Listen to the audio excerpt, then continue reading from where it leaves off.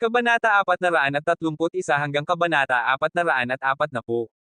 Kabanata 431. Nang tawirin nila ang lugar at nangyari ang pagsabog, hindi sila sinundan ng mga hayop. Dahil sa pagsabog, umulan sa kanila ang tubig at pumasok silang apat sa susunod na season habang umuulan sa kabuuan.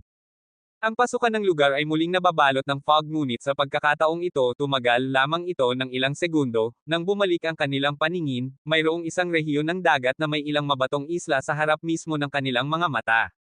Napakaliit ng mga isla at hindi sila maaaring ituring na isang full-scale na isla, ang mga ito ay ilang labis na malalaking mabatong ibabaw sa gitna ng karagatan. Tumingin si Sam sa pamamagitan ng hologram at pagkatapos makumpirma na walang anuman doon sa paligid, agad niyang ibinaba ang kotse sa isa sa mga bato at lumabas dito. Pagkalabas niya ng kotse, lumuhad siya sa lupa at nagsimulang umubo ng dugo. Maging ang kanyang mga butas ng ilong ay dumudugo ng tuloy-tuloy. Naramdaman niya na ang lahat ng kanyang panloob na organo ay malapit ng sumabog at ang kanyang utak ay isang bagay na kumuha ng pinakamaraming pinsala. Hanggat ang paglalagay ng labis na presyon ay sesenay sa kanyang mental strength, hindi gusto ni Sam na maging isang retarded person. Halos nagduso siya ng brain damage. Sa lahat ng oras na ito, halos naririnig ni Sam ang kanyang mga nerbiyos na tumitibok sa sakit. Hindi niya nakayapa. Gumuho sana siya sa pagitan mismo ng labanan. Ngunit hindi siya maaaring mamatay. Hindi siya dapat mamatay. Kaya, tiniyak niyang nakatakas sila kahit na kailangan niyang lumaban ng todo. Ngunit ngayon na mayroon siyang lugar upang magpahinga, hindi siya maaaring maging mas masaya. Humiga lamang si Sam sa mabatong ibabaw at tiningnan silang tatlo na nakaupo rin. Mas mabuti pang linisin ninyo ang buong bagay, kung hindi, maaari ninyong hanapin ang sarili ninyong sasakyan pauwi. Sinabi iyon ni Sam, ipinikit ang kanyang mga mata, at nakatulog. Ayaw niyang manatiling gising para sa isa pang minuto. Ang kanyang katawan na pagod mula sa espiritual na enerhiya ay nagsimulang sumipsip ng nakapaligid na enerhiya ng dahan-dahan at nagsimulang bumawi. Samantala, nagpalitan ng tingin ang iba pang tatlo at nagsimulang maglinis. Wala sa tatlo ang may anumang elemento ng tubig, kaya kailangan nilang ibuhos ang tubig sa kanilang sarili. Sa kanilang pagginhawa, mayroong maraming tubig sa kanilang paligid. Kinaladkad nila ang kotse sa gilid ng bato at inilabas ni Watt ang Silver Wind habang gumagawa siya ng isang malaking drift sa ibabaw ng dagat na nagdulot ng paglansad ng tubig sa kotse. Ang trabaho ni Philip ay kuskusin at linisin ang buong bagay. Tulad ng para kay Jack, siya lamang ang samuka. Sa ilang kadahilanan, nagawa niyang kontrolin ang paghimok at manatiling kalmado. Kahit na hindi niya nakita ang karamihan sa sitwasyon, alam niya na wala siyang naitulong, kaya ang tanging magagawa niya ay hindi magdagdag ng dagdag na problema kay Sam. Kung magkasakit siya sa dagat, kung gayon magkakaroon ng walang katapusang problema si Sam dahil nasa gitna sila ng kawalan at napapalibutan ng maraming tao. Sa oras na iyon, hindi niya maisip ang banal na dimensyon, ngunit gayon paman, maaari siyang ituring na maalalahanin at ginamit ang lahat ng kanyang willpower bilang isang swordsman upang mapanatili ang kanyang pagpipigil. Natulog si Sam na parang sanggol sa loob ng 3 oras. Sa wakas ay nawala ang kanyang sakit ng ulo sa oras na nagising siya. Nang tumingin siya sa paligid, nakita niya na sina Philip at Jack lamang ang nasa bato, wala kahit saan si Watt. Parehong natutulog sina Philip at Jack, hindi niya sila inabala kaagad at gustong hanapin si Watt ng mag-isa, ngunit bago siya makagawa ng anumang bagay, nakita niyang papalapit si Watt sa bato sa Silver Wind. Saan ka nagpunta? Mapanganib ang lugar na ito, huwag gumala-gala ng mag-isa. Sabi ni Sam na may seryosong tono. Pumunta ako para i-scout ang lugar, ang nakapalibot na lugar hanggang sa fog ay talagang isang safe zone. Walang anuman sa lugar na ito. Kahit nasa dagat, walang mga nilalang. Halos para bang isinaayos ang lugar na ito upang ang mga taong dumating ay magpapahinga pagkatapos nilang labanan ang mga hayop na iyon sa lugar na iyon. Kalmadong sabi ni Watt. Natigilan si Sam sandali at pagkatapos ay sumulyap sa hologram. Gulat siya sa tanawin. Walang nabubuhay na nilalang sa loob ng paligid, tulad ng sinabi ni Watt. Dahil dito, naisip niya ang posibilidad ayon sa huling pangungusap ni Watt. Kung ang lugar na ito ay talagang isinaayos para sa pagpapahinga, kung gayon ang unang lugar ay maaaring ituring bilang isang pagsubok at hindi ito maaaring ang huling pagsubok dahil, sa halip na ang gantimpala na destinasyon ng kanilang paglalakbay, ang Meteorite Sand Island, nakarating lamang sila sa isang maliit na lugar na walang nabubuhay na organismo. Isang lugar sa dagat na malapit sa pampang na walang anumang nilalang kapag mayroong 12-dosenang mga hayop ilang metro lamang ang layo ay hindi ganap na normal.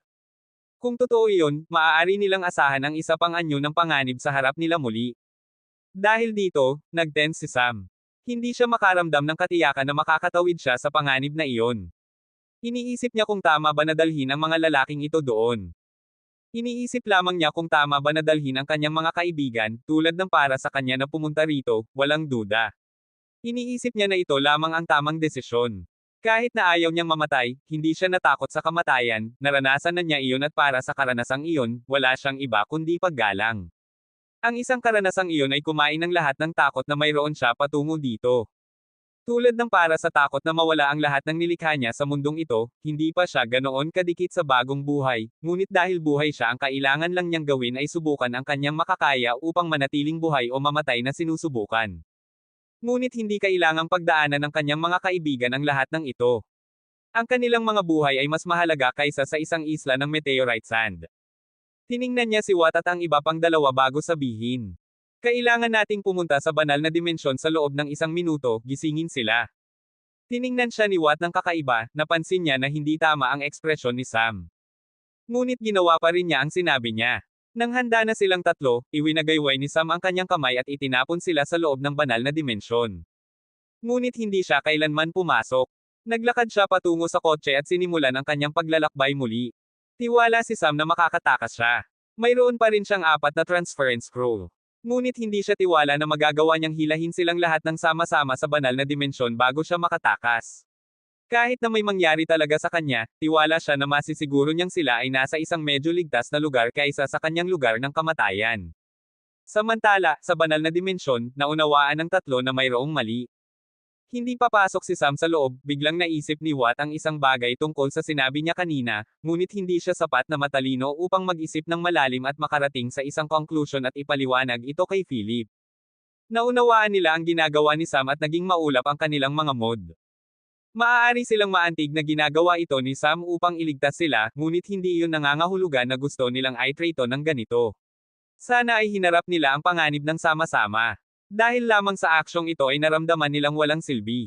Ngunit alam nila sa kaibuturan na hindi nila makakayanan ang isang pag-atake na tulad ng huli.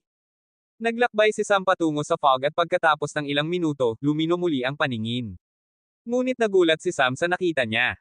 Ang buong lugar ay puno ng mga alimpuyo at mayroong labis na malalaking piraso ng yelo na umiikot sa mga alimpuyo. Medyo sigurado si Sam na tama ang kanyang hula. Ang lugar na ito ay may isang serye ng mga pagsubok. Hindi niya alam kung gaano karami, ngunit sigurado siya na mayroong ilan. Masaya si Sam na wala siya sa isang bangka habang dahan-dahan siyang nagsimulang gumalaw. Nang siya ay nasa paligid ng unang alimpuyo, nagsimulang dumami ang bilis ng tubig at bigla, ang lakas ng pagsipsip ay dumami ng labis. Mararamdaman ni Sam na maging ang hangin sa kanyang paligid ay nagsimulang masipsip sa loob. Dinagdagan niya ang thrust ngunit sa sandaling ito, nagsimulang mabasag ang mga blok ng yelo sa alimpuyo at naging matatalim na shards ng yelo at binaril ang mga ito patungo kay Sam. Iniwasan sila ni Sam at nang sinubukan niyang sumulong pa, hindi siya pinapayagan ng ilang uri ng puwersa na umalis. Ganap na pinaputokan si Sam ng yelo at patuloy na umiiwas si Sam. Patuloy niya itong ginawa hanggang sa ganap na maubos ang yelo, at ang puwersa na pumihil sa kanya na gumalaw ay ganap na nawala. Hindi naintindihan ni Sam, ngunit nagpasya siyang sumulong. Sa sandaling ito, bigla na lamang naramdaman ni Sam na ang kotse ay hinihila patungo sa isa pang alimpuyo na nasa kaliwang bahagi ng unang alimpuyo na umatake kay Sam. Pinipilit patungo doon ang kanyang kotse na may mas malaking lakas ng pagsipsip kaysa sa thrust at walang silbi kahit na matapos mag-full throttle si Sam. Kinaladkad si Sam kasama ang kanyang kotse patungo sa alimpuyo at nabawasan ang lakas ng pagsipsip, mas malaki pa rin ito kaysa sa una, ngunit mas maliit ito kaysa sa puwersa na naramdaman niya. Naramdaman niya ang pagkalito, ngunit mayroon siyang ilang mga haka-haka. Ngunit hindi niya maiisip ang mga ito dahil nagsimula rin ang mga pag-atake mula sa alimpuyo na ito. Habang iniiwasan niya ang mga spike, bigla na lamang naiwang nakanganga si Sam mula sa nakita niya. Kabanata 432. Sa harap ni Sam, mayroong isang hugis tao na figure na binubuo ng yelo at humahawak din ng isang sibat na gawa sa yelo. Ang buong katawan ng figure ay naglalabas ng fog sa kabuuan at nakaharap ng direkta kay Sam. Hindi pa rin gumagana ang espiritual na pakiramdam ni Sam, muli niyang ipinikit ang kanyang mga mata at tiningnan ang hologram sa loob ng tore at sa pagkakataong ito, napansin niya na sina Philip, Watt, at Jack ay nasa ikatlong palapag ng tore. Tinitingnan din nila ang hologram kasama ni Sam. Hindi nila alam kung nanunood si Sam o hindi, kaya hindi sila gumawa ng ingay. Naobserbahan lamang ni Sam ang mga alon ng enerhiya ng IC figure at napansin na isa rin itong pre-transcendent. Tulad ng hayop na nasa labas. Isang pre-transcendent stage na yelong mandirigma ang lumitaw mula sa kawalan at iyon din ang hinihila si Sam patungo sa isang alimpuyo ng isang hindi nakikitang puwersa. Mayroon si Sam na isang mahinang ideya na ang bawat alimpuyo ay isang bahagi ng pagsubok at tila kailangan niyang i-clear ang bawat isa sa kanila, ito ay magiging isang sakit sa asno. Ito lamang ang naisip niya nang makita niya ito. Bigla na lamang, pinawala ni Sam ang kotse at sumakay sa Harbinger. Ginawa ni Sam ang desisyong ito upang hindi siya maging isang malaking target sa mandirigma na nakatayo sa harap niya, ang espasyo na maaari niyang ma-access dito ay napakaliit at hindi niya maigalaw ang kotse ng malaya sa loob ng gayong maliit at nakakulong na espasyo. Gayunpaman, ang kotse ay walang sapat na arsenal. Tatagal siya ng mga oras bago harapin ang isa sa kanila. At hindi niya alam kung ilan sa kanila ang darating sa susunod na mga alimpuyo. Nakatayo sa tubig ang mandirigma at hindi alam ni Sam kung paano ito nakamit. Itinutok ng mandirigma ang sibat kay Sam at itinapon ito patungo sa kanya sa sandaling sumakay siya sa Harbinger. Sa sandaling iyon, madaling iniwasan ni Sam ang sibat. Masyadong direkta ang pag-atake at pinapanatili ni Sam ang isang malusog na distansya mula sa mandirigma. Gumawa ng isa pang sibat ang yelong mandirigma na gawa sa yelo at ang dami ng yelo sa alimpuyo ay nabawasan ng malaki. Sa ilang kadahilanan, mayroong mas maraming patayong access si Sam kaysa sa paalang na access upang gumalaw. Ang sibat ay may malaking momentum at kapangyarihan sa likod nito, ngunit hindi ito isang bagay na hindi maiiwasan ni Sam kapag nasa Harbinger siya. Tiningnan ni Sam ang mandirigma at nagsimulang ihulog ang mga energy cell mula sa Harbinger. Wala siyang pag-aalinlangan sa paggawa nito, hindi siya nahihiya. Ang kalaban ay mas malakas, ayaw niyang labanan ang isang natatalong labanan para sa ilang uri ng peking pagiging maginoo at karangalan na hindi siya mapapanatiling buhay. Ibinaba ni Sam ang tatlong maliliit na energy cell mula sa Harbinger. Iniwasan ng yelong mandirigma ang isa sa kanila, ngunit lumapag ito sa tabi mismo nito at sumabog, dahil dito nawalan ng balanse ang mandirigma at hindi nakapag-react. Pagkatapos ng lahat, nakatayo ito sa tubig dagat hindi isang solidong lupa sa sandaling ang tubig ay labis na magulo, mahirap at tama ang pagtatansya ni Sam dahil ang susunod na dalawa ay lumapag ng diretso sa mandirigma bago sila lumapag at ang kalahati ng mandirigma ay nawasak. Ang itaas na kalahati ay ganap na nawala. Ginamit lamang ni Sam ang mga normal na energy cell sa ngayon at hindi masama ang mga resulta. Kailangan niyang tingnan kung ano ang mangyayari.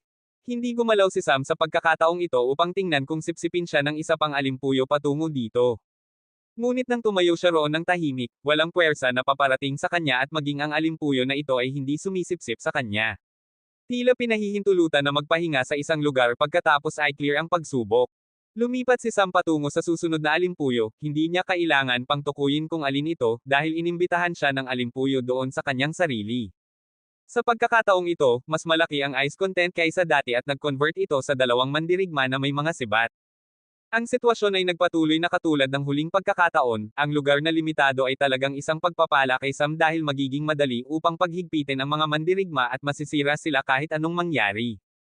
Habang ginagawa iyon ni Sam at nababasa sa ulan na dulot ng pagsabog ng mga energy cell, nagtaka siya kung paano ang pagsabog ng isang water elemental energy cell sa gayong lugar sa parehong oras kung ano ang magiging hitsura ng pagsabog ng isang fire elemental energy cell sa gitna ng karagatan. Nagpasya siyang subukan muna ang fire elemental energy at inilabas ang mga iyon. Pinanood niya habang inihayag ng ikatlong alimpuyo ang kanyang mga kalaban. Isang figure lamang ang lumitaw sa pagkakataong ito, ngunit lumitaw itong mas payat kaysa sa naunang isa at walang mga sandata. Tumingin si Sam sa figure at nagsimulang iwagayway ang kamay nito, biglang bumaril paitaas ang tubig sa ilalim ni Sam na may ganoong puwersa na maaaring agad siyang sirain. Nagmadaling umiwas si Sam, ikiniling niya ang kanyang board at bahagyang iniwasan ang atake at tumingin sa taong nasa ibaba muli. Gumalaw muli ang estatwa at sa pagkakataong ito, inatake ang tubig mula sa iba't ibang direksyon. Nag-focus lamang si Sam sa pag-iwas at sa wakas ay itinapon ng isang fire elemental energy cell. Tulad ng para sa kung bakit naghintay siya at umiwas ng matagal, iyon ay dahil gusto niyang basahin ang mga galaw ng figurang ito. Mayroon siyang mahinang haka-haka na maaaring ulitin ng mga figurang ito ang kanilang mga sarili, magiging madali para sa kanya na harapin ang mga ito kapag sila ay nag-iisa. Ngunit sa sandaling dumami ang bilang ng mga yelong figure at inatake siya ng sabay, hindi magkakaroon ng maraming paraan si Sam upang harapin ang mga ito. Kaya, bago mangyari ang senaryong iyon, kailangan niyang tiyakin na nakakakuha siya ng mas maraming impormasyon hanggat maaari. Nang sabog ng fire elemental energy ang epekto ay mas mahusay kaysa sa naisip niya. Malaki ang pagsabog, at sinakop ng fire elemental energy ang isang tiyak na espasyo at ganap na pinasingaw ng elemental energy ang katawan ng tubig.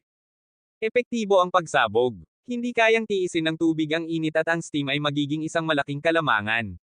Dahil sa pagsabog ng enerhiya, ang espiritual na pakiramdam ay hindi magiging epektibo, ang maaari lamang nilang ituloy ay kaguluhan.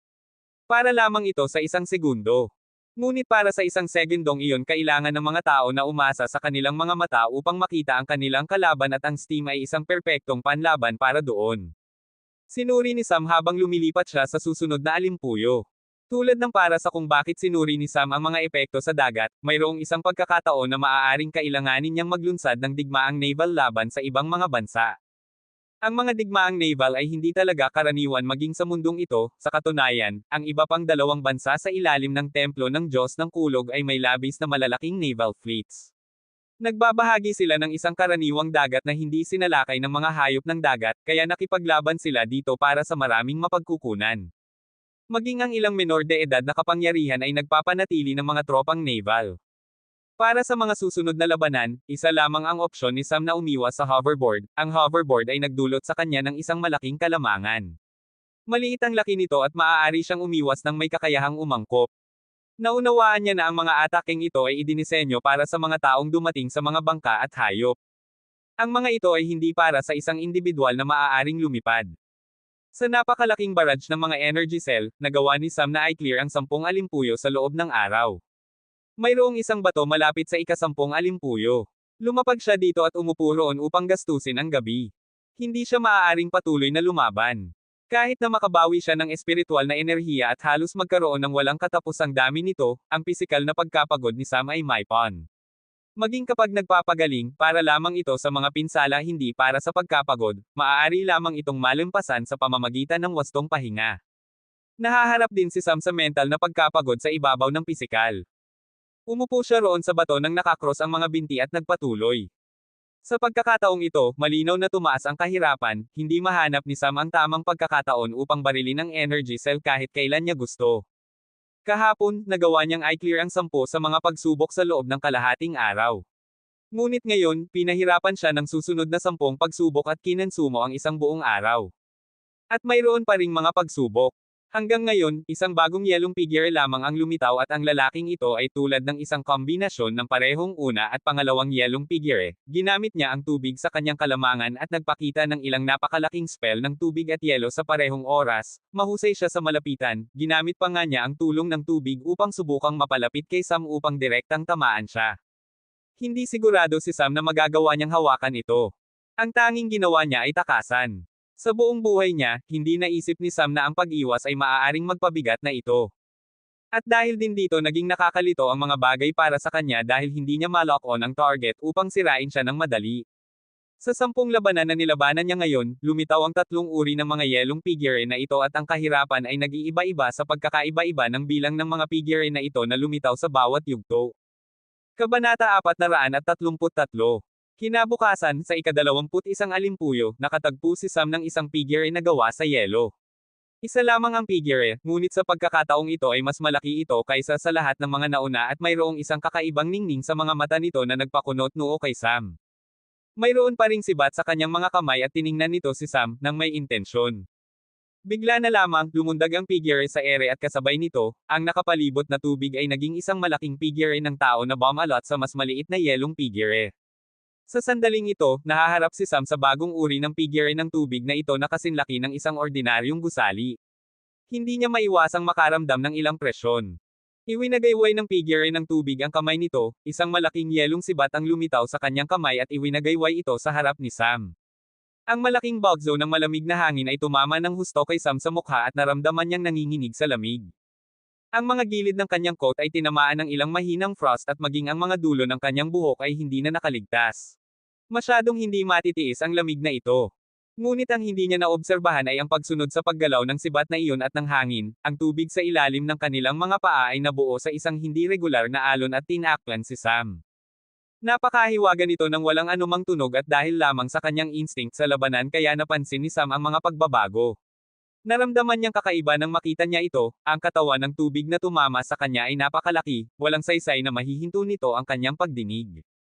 Ngunit parehong bagay ang nangyari, paulit-ulit, ngunit sa pagkakataong ito ay pinapanood ito ni Sam gamit ang kanyang mga mata at tiniyak na nakakaiwas siya. Pagkatapos ng ilang minuto, napagtanto ni Sam na hindi lamang nahahadlangan ang kanyang espiritual na pakiramdam, maging ang kanyang pagdinig ay nawala sa sandaling ito. Ang kanyang pinahusay na pagdinig na nadagdagan sa pagtaas ng kanyang paglilinang ay ganap na walang silbi ngayon. Ang natira lamang ay maririnig niya ang kanyang mga iniisip. Hindi bababasa, nagawa ni Sam na iwasan ang mga pag-atake gamit ang kanyang mga mata at ang kanyang pakiramdam sa pamamagitan ng kanyang balat. Dahil sa malalaking paggalaw ng tubig, naramdaman niya ang pagbabago ng airflow at matansya niya ang magaspang na direksyon ng pag-atake. Ngunit dahil sa kanyang kawalan ng paghahanda para sa hindi inaasahang sitwasyon, hindi makakuha si Sam ng isang pagkakataon na asintahin ang mga energy cell, kung bambahin niya lamang ang kalaban gamit ang kanyang buong scale na pag-atake, mahuhuli rin siya. Maaari lamang siyang makatakas kung makakapasok lamang siya sa banal na dimensyon, ngunit itatapon siya kasama ang dimensyon sa isang distansya palayo, at batay sa direksyon, tiyak na babagsak siya sa nakaraang safe zone. Kung sa sandaling iyon, mapipilitin siyang tawirin ang mga alimpuyo mula sa simula, hindi magiging kaaya-aya ang mga bagay. Kaya, sinubukan ni Sam ang kanyang makakaya para sa isa pang kalahating oras at biglang gumawa ng isang mahirap na pagliko sa ere sa Harbinger habang iniiwasan niya ang atake ng sibat. Nang gumawa siya ng pagliko, isang energy cell disk ang binaril sa braso ng katawan ng tubig at nangyari ang isang pagsabog na yumanig sa buong dagat. Paulit-ulit na nangyayari ang parehong senaryo. Sinimulan ni Sam na magtapon ng mga energy cells sa sibat, ang katawan ng tubig at kung minsan tina-target pa nga niya ang yelong figure ng direkta, ngunit nahahadlangan ito. Pagkatapos ng ilang oras, hindi na nag-abala si Sam na atakihin ang iba pang bahagi, dahil napansin niya na ang yelo ng figure ay hindi nakasingsiksik, dahil sa mga atake na naranasan ng katawan ng tubig, napansin ni Sam na ang katawan ng yelo ay natutunaw ng unti-unti. Kasabay nito, napansin din ng yelong figure ang problema at nagsimulang umiwas. Hindi nito hinahadlangan ang mga pag-atake ni Sam, ngunit hindi ganoon kadali para sa ganoong kalaking katawan na iwasan ang lahat. Kaya, upang madagdagan ang rate ng tagumpay, mayroon lamang isang paraan si Sam, ang kailangan lang niyang gawin ay bumaril sa posisyon ng yelong figure at kailangan itong harangan anuman ang mangyari. At sa sandaling ito, sinimulan niyang gamitin ang Fire Elemental Cell. Tinitingnan lamang niya ang sentro at tama ang kanyang mga hula. Ginamit ang katawan ng tubig upang harangan ang yelong figurine, ngunit nasisire pa rin ito at nagiging mas makapal ang yelo. Ang sitwasyon ay naging lubhang kapaki-pakinabang kay Sam at pagkatapos ng ilang minuto, nawala ang katawan ng tubig, tila napagtanto ng yelong figurine na labis na ang pinsala sa katawan ng tubig at naging isang madaling target. Ngunit hindi rin ito kapaki-pakinabang para dito, dahil habang nasa gitna ito ng pagpapakalat ng katawan ng tubig sa paligid ngunit ito rin ang oras kung saan hindi ito magagawa ng anuman at itinapon ni Sam ang tatlong energy cell at pinasingaw ng pagsabog ang buong yelong figure. Mahusay na gumagana rito ang mga fire elemental cell. Dahil ang pagsabog ay hindi magiging kasing tindi tulad ng paggamit ng isang normal na energy cell ng parehong laki. Dahil ang ilan sa elemental energy ay kailangang mag-neutralize sa water elemental energy na labis na mataas sa lugar na ito.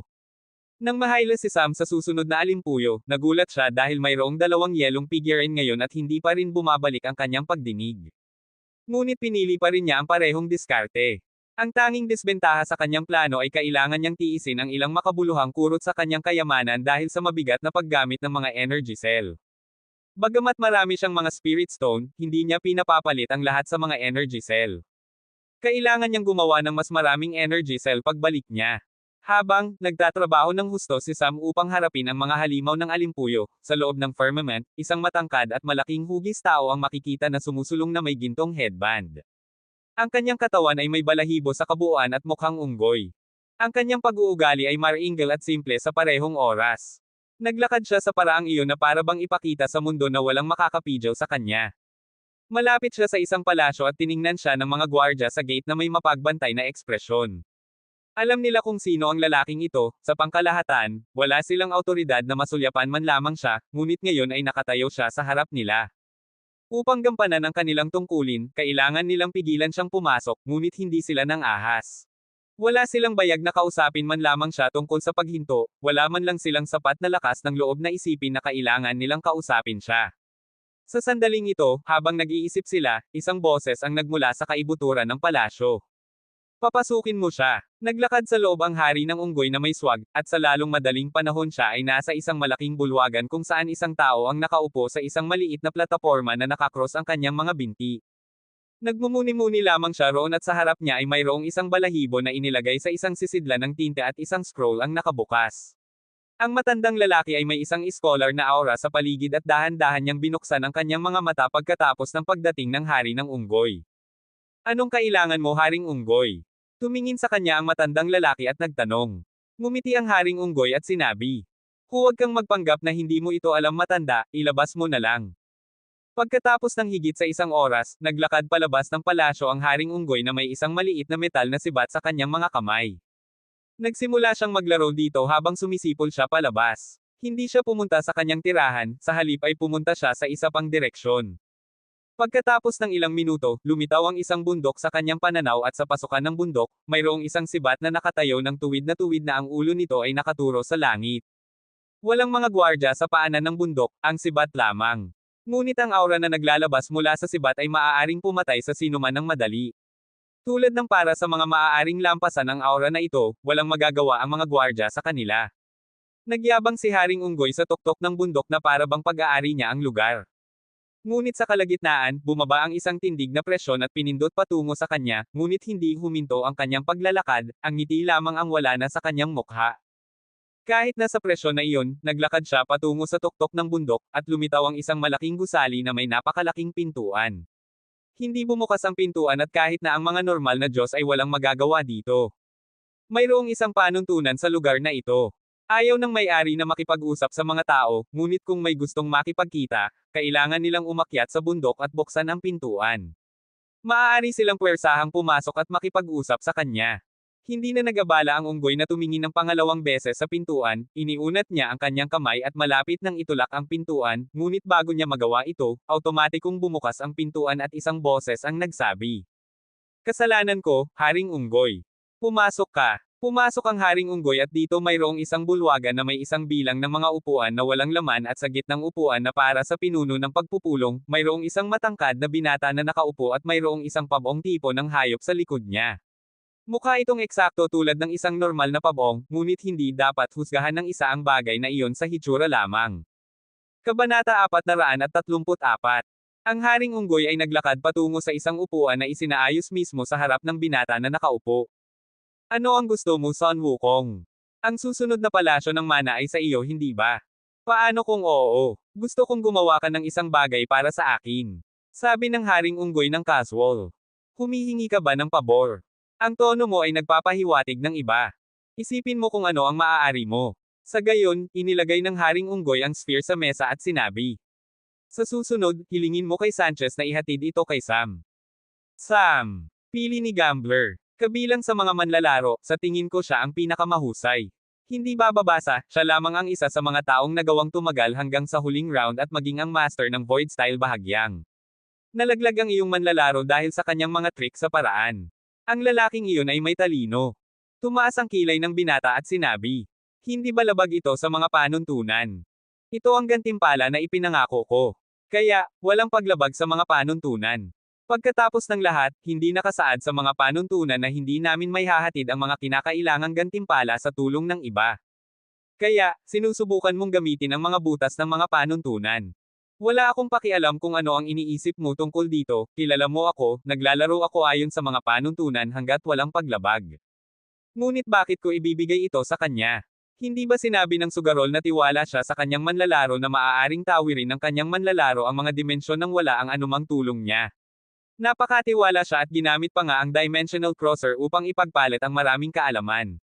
Hindi ba niya alam na walang gaanong magagawa ang isang tao sa gayong karaming kaalaman? Pagkatapos ng lahat, ano ang silbi nito kung wala siyang lakas upang pangalagaan ito at ang kakayahang gamitin ito?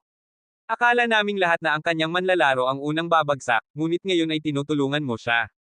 Tulong. Hinahamak mo ako ng labis, hindi ba? Ako ay mahusay na pantay ng langit na sage.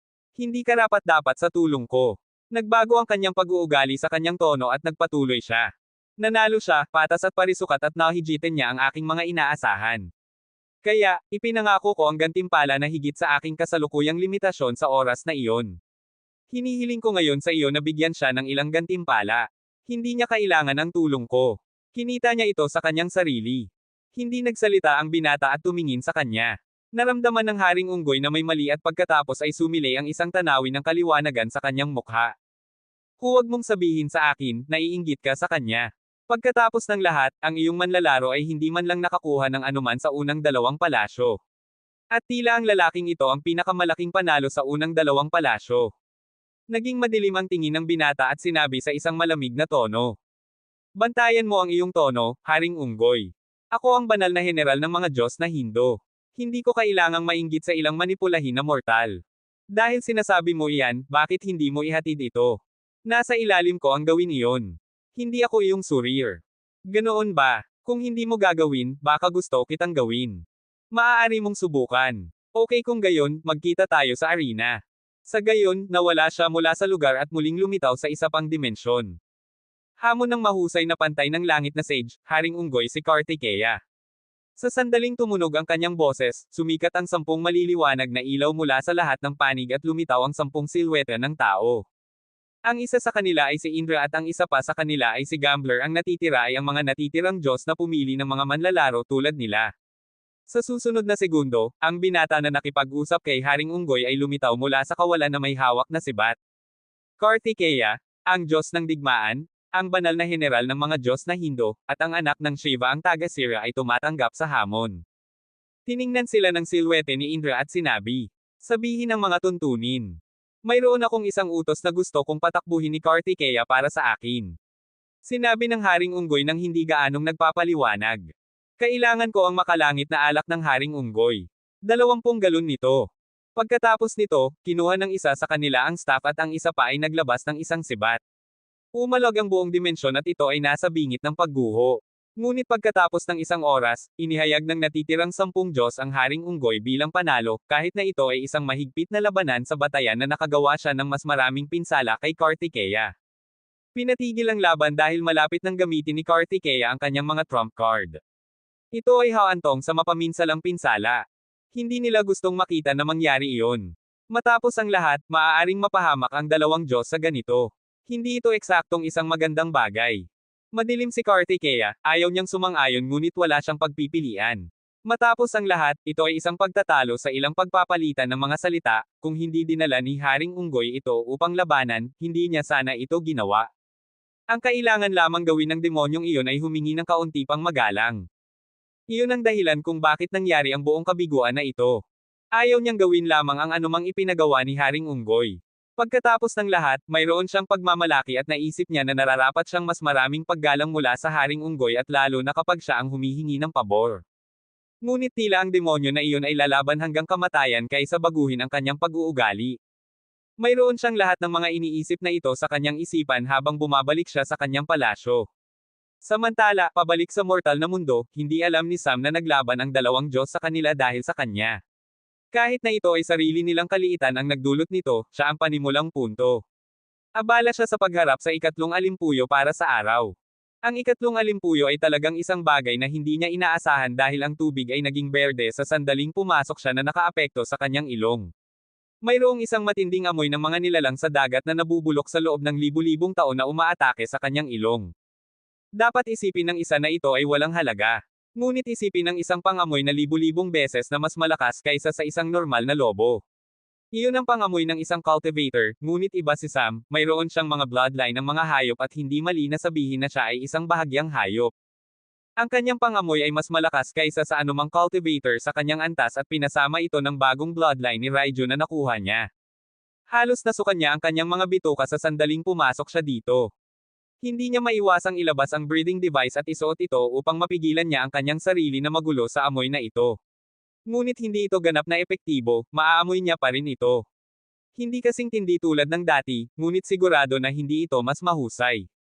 Hindi naisip ni Sam na maaaring gamitin ng isa ang pangamoy sa lawak na ito. Ang kontaminadong katawan ng tubig ay hindi lumampas sa limitasyon na sinasaklaw ng alimpuyo. Hindi kailanman naramdaman ni Sam na ang kanyang lumalampas na pandama ay isang sumpa sa kanya. Ngunit ngayon ay tila.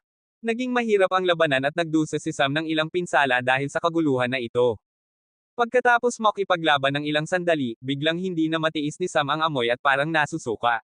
Habang sinusubukan niyang kontrolin ang paghimok na ito, bahagya siyang nagulat at bigla na lamang ang alon ng tubig ay bumaha mula sa itaas at bumagsak sa tubig. Mararamdaman niya na sinusubukan siyang durugin ng nakapalibot na tubig at nanlamig ang kanyang dugo. Hindi niya nakayapa at agad na pumasok sa banal na dimensyon at kinaladkad ang kalapit na harbinger na bumagsak lamang sa dagat. Pumasok ang kristal sa dagat at dahan-daang nagsimulang bumaba. Pumasok si Sam sa banal na dimensyon at nagsimulang huminga ng husto, inilabas niya ang breathing instrument at nagpatuloy na harapin ang mga pinsala na mayroon siya. Ang kanyang buong katawan ay talagang ganap na pula sa sandaling ito at ito ay ganap na namamaga. Namuo ang dugo sa maraming lugar. Ipinikit niya ang kanyang mga mata at nagsimulang pagalingin ang kanyang sarili. Ang unang bagay na ginawa niya ay kontrolin ang espiritual na enerhiya at ang kanyang kalamnan ng sabay, upang linisin ang mga namuong dugo, kahit na pinunit nila ay mas mahusay pa rin para sa kanya. Mas madaling pagalingin. Pagkatapos pagalingin ang kanyang sarili, muli siyang naghanda na lumabas. Ipinikit ni Sam ang kanyang mga mata at tumingin sa labas upang tingnan ang sitwasyon at napansin niya na ang kristal ay natigil sa loob ng mata ng alimpuyo sa seabed. Ito lamang ang lugar na may pinakamaliit na paggalaw. Hindi alam ni Sam kung makakaakyat siya at labis ang lalim, hindi niya alam kung kaya niyang tiisin ang presyon. Gusto niyang tingnan kung makakalabas siya sa sitwasyong ito nang hindi kumukuha ng mas maraming pinsala. Kabanata 435. Iniisip ni Sam kung paano makakatakas, hindi niya alam kung ano ang mangyayari kung pumasok lang siya sa tubig ng direkta. Kung madudurog siyang muli sa sandaling pumasok siya, kung gayon wala siyang magagawa, at kailangang bumalik sa dimensyon. Talagang nasa isang pickle siya. Ang alimpuyo ay masyadong agresibo para sa kanya upang lumangoy paitaas ng madali. Kung muling kumilos ang yelong figure sa sandaling pumasok siya sa tubig, kailangan niyang magdusa ng ilang malubhang pinsala muli. Pagkatapos ng ilang pag-iisip, nagpa siya si Sam na subukan ang isang bagay na hindi niya alam kung gagana. Sa ilalim ng tubig, isang energy cell ang lumitaw sa ilalim ng kristal ng banal na dimensyon. Kahit natiwala siya na hindi ito masisira ng mga energy cell na ito, kinakabahan pa rin siya habang ginagawa niya ito. Sumabog ang energy cell sa sandaling lumitaw ito at ang kristal ay binaril kasama ng malalaking halaga ng tubig. Sa sandaling lumitaw ang kristal sa himpapawid sa itaas ng alimpuyo, lumabas si Sam kasama ang harbinger at desperadong sinubukang dagdagan ang kanyang altitude. Kasabay nito, hindi siya nagatubiling maghulog ng 3 energy cell pa habang nakita niya ang yelong figure na nabubuo. Bahagyang nakaligtas si Sam sa hanay ng pagsabog at nag-hover at nang lumino ang singaw ng tubig, nakita niya na ang katawan ng tubig na karaniwang pumapalibot sa yelong figure ay talagang mas maliit kaysa dati. At maging ang kontaminadong tubig sa pagkakataong ito ay mas kaunti. Sa pagkakataong ito, sinubukan ni Sam ang kanyang makakaya upang ilihis ang kanyang sarili mula sa buong masamang baho at nagsimulang magtapon ng mga energy cell sa yelong figure. Habang ginagawa iyon, isinusumpa niya ang kanyang masamang swerte sa hindi pagkakaroon ng mas maraming espasyo. Dahil, sa lahat ng oras na ito, nang nagtapon siya ng mga energy cell, nagtapon lamang siya ng maliliit at manipis na disk na ginagamit sa harbinger na ginamit niya dati para sa mas maliliit na hanay. Dahil, kung masyadong malaki ang tindi ng pagsabog, siya ay tatangayin kahit na pumasok siya sa banal na dimensyon at kung nabigo siyang pumasok, mamamatay siya. Pagkatapos matapos ang yelong figure, hindi agad lumipat si Sam, sa halip ay hinubad niya ang breathing equipment at nagsimulang isuka ang kanyang mga bituka. Matagal na siyang hindi nagsusuka. Ngunit sapat na ang amoy upang iparamdam ito sa kanya. Nagpahinga siya sa loob ng 1 oras at nagpa siya na muling simulan ang paglalakbay. Ito ang ika-4 na alimpuyo para sa araw at sa sandaling pumasok siya dito, natigilan siya dahil sa pagkakataong ito mas masama pa ang amoy kaysa sa naunang pagkakataon. Naramdaman ni Sam na pinapatay niya ang kanyang sarili. Ang huli ay hindi bababa sa basura ng mga nilalang sa dagat, sa pagkakataong ito tila isang kombinasyon ng basurang pantao, basurang dagat at lahat ng uri ng basura na may mabahong amoy na tila pinagsama at niluto sa loob ng daan-daang taon. Nang tingnan niya ang watercolor, hindi man lang ito gustong hawakan ni Sam. Habang nabubuo ang yelong figure, muli na namang nagtapon si Sam ng energy cell, ngunit sa pagkakataong ito ay hindi naabot ang target, lumipad ang tubig at hinaranggan ang energy cell at kahit na sumabog ito, sa ilang kadahilanan ay walang natanggap na pinsala ang yelong figure. Dahil dito, sumimangot si Sam. Inulit niya ang parehong oras ng maraming beses at wala pa ring resulta. Hinarang ang mga energy cell ngunit walang pinsala sa yelong figure. Ito ay isang bagay na hindi niya inaasahan. Pagkatapos ng isang serye ng mga pag-atake, sa wakas ay naunawaan ni Sam.